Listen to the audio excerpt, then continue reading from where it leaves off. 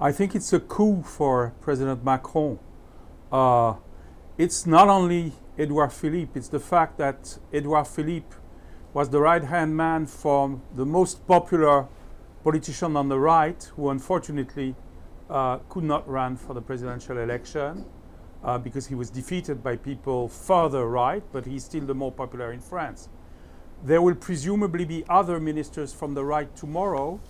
That means that Mr. Macron, after splitting apart the Socialist Party, is now splitting apart the conservative right. People are coming to his government before the legislative elections, and that will undoubtedly help his party in the coming test. Professor Maxwell, what's your take on the choice of Edouard Philippe as Prime Minister? I agree with my colleague, and it's also interesting to note, as you say, his party technically does not exist. It's a new party. He's cobbling together people from different parties, and so it will be very interesting to see how he can form some sense of a cohesive party over the next weeks and months. And this is a first step showing that he's going to be leaning towards the right, which we've already been seeing in the number and the people that he's been enlisting as candidates for the legislative elections. And so his formation of a party is going to be one of the big issues in the next weeks and months. Yeah, first of all, some technical information here. For instance, Macron will have to win half of the 577 National Assembly seats, but his centrist party, or La République en Marche, which means the Republic Moving Forward party, never held a single seat in Parliament. As Professor Maxwell pointed out, it is a new movement. Now, some say this is mission impossible for his newly established party. Now, with the appointment of Edouard Philippe, does he have more chances, you think? Mr. Godement, please. He's certainly placing a very big bet. He can count on the logic of our Constitution. The logic of our Constitution is that once people have voted for a president, they want him to be able to exercise power, so they give him a majority at the legislative elections that follow. Maybe a few years later they vote the other way. But right now there is a dynamic and he's clearly exercising it. But he's really placing a very big bet because he's requiring from candidates who are coming to his party to stand for the election to leave other parties. So he's really requiring for people to burn their boats and come and become full-rank members of his own party. It's a very big bet, but we can also see that if he failed, let's say by a few seats in that bet, he would presumably have support from part of the right. I can't see the right staying together, and the fact that Mr. Juppé himself, the strong man of the right, at least in public opinion polls, sort of welcomed the nomination of Mr. Philippe and wished him good luck, indicates that even if Macron doesn't have a majority in Parliament, he will get support from part of the right. Professor Maxwell, we were talking about two options that Macron might have. First of all, he has to get a parliamentary majority at the cost of losing his centrist position. The other is not to compromise, but to be subject to restrictions in Parliament as a result. Now, with the appointment of Edouard Philippe, do you think he still faces the same options?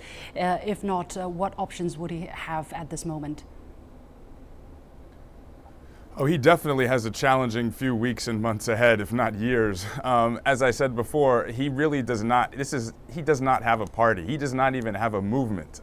He is a new person building support, and he had a certain percentage of the vote, 20 some odd percent, and he benefited from a series of lucky circumstances. He benefited from the controversy with François Fillon that couldn't have been foreseen, and then he benefited from running against someone like Le Pen, who has a strong backing, institutional machinery, years of work in politics, and he benefited from her still being a bit outside the mainstream. So he's found himself as president of France, and now he's going to have to construct all of this. And so surely he would prefer to be in the majority, but even then it's not clear what that majority would mean or what it would be, since it's cobbled together. Can it be interpreted that he's trying to make use a little bit of the rising right-leaning sentiment of the electorate by choosing a conservative lawmaker to be his prime minister, Mr. Godement? Look, if you are pragmatic and you look at the opinion polls, the Socialist Party, which used to be the main party of the left, has about 7% of the voters, not more. While the conservative right, the parliamentarian right, still has 20% of the vote. That almost gives the result for somebody who said he was neither right or left. Then, if he has to push through the difficult reforms that he wants to push through, he has at least to be sure of his own followers. And the whole experience of the previous government was that the reforms were constantly criticized from the inside, from the support basis of Mr. Hollande by left-leaning socialists. So he's looking the other way, I think. He has, by the way, also got on board quite a few socialists who have really transferred. Professor Maxwell, now we also know that Macron is expected to be holding talks with German Chancellor Angela Merkel in Berlin, his first official trip after coming to power. In last week's TV debate, Marine Le Pen said if Macron were to win, Merkel would govern France. Will Merkel make room for her counterpart to co-lead the EU from the external front? Well, there have been some reports recently that I think Macron is going to try to be diplomatic and not push too hard, because Merkel has her own election to win first. So they're probably going to be a fairly peaceful and collaborative summer, and then perhaps get down to the real difficult discussions of how they should move forward with Eurozone reform and how that should look, assuming she wins. But at the moment, she cannot be too strong. She has to win her own election, and I'm sure she's happy, all else equal, to have Macron as opposed to Mélenchon or Le Pen in the Élysée. So if she would be smart, she would be making, or at least appear to be making, some room for Macron, so that Macron can also have more support domestically. Mr. Sure. Yeah, Mr. Godement, when Macron Definitely delivered his first speech on Sunday, he said the world and Europe needs France more than ever. They need a strong France that is sure of its destiny. Now, between France and the EU, who needs the other more at this moment? I thought you were going to ask between France and Germany. That probably would be well, more Germany accurate, is kind of the face of the EU at this moment. Circumstances.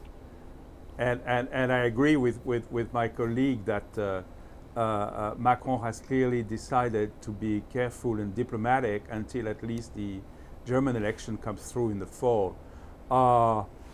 I think the real answer is that without France, the EU would not go ahead, because it would be an EU reduced to Germany and to much smaller or less important countries in terms of GDP. So it's good to see that there is firm support from France on European policies. Macron really, it's probably the first candidate for presidency who decides to push the European idea to a focus point, to such a focus point, especially given the fact that his chief opponent, Madame Le Pen, was an arch enemy of Europe, and he won on that basis, which is very important for the near future. Mr. Professor Maxwell, let me ask you about the relationship between the United States and France. Now, US President Donald Trump has called to congratulate Macron for his win, but it was also widely held that Le Pen belonged to the same flock with Trump. So what does Macron's win would mean to France-US bilateral ties? Predicting what's going to happen in my country has become extremely difficult over the past few months and years. It's very difficult to know what this means for Trump. What we can say is, on the one hand, he clearly he seemed to prefer Le Pen, and so he has some differences in an outlook with Macron. Macron is more of the globalist, internationalist, and may not share some of Trump's approaches. On the other hand, Macron is also someone who's friendly to business, wants to get business done. He's not Mélenchon. He's not someone who wants to end capitalism, and Trump clearly wants that. So there's probably potential for them to work together on certain issues, on economic issues. It all depends how things shape out on this side with Trump, and then of course how Macron fits in with Europe and the EU. So a mixed bag, but that's what we've come to expect in my country. Okay, and Mr. Godement, very quickly, 30 seconds maybe, what is your take about France's relationship with the United States in the years ahead? I think there will be continuity on for example, international intervention, support in the Near East and North Africa. Macron has been keen to show that he will continue this policy of engagement that was the policy of Hollande, and that's the tough part where French and American policies coincide. On other issues, it's true, there could be problems, but I think around Mr. Trump, the arch conservatives will have to come to the realization that their predictions about Europe blowing apart and a kind of populist revolution sweeping through Europe is not happening. After the Netherlands, France.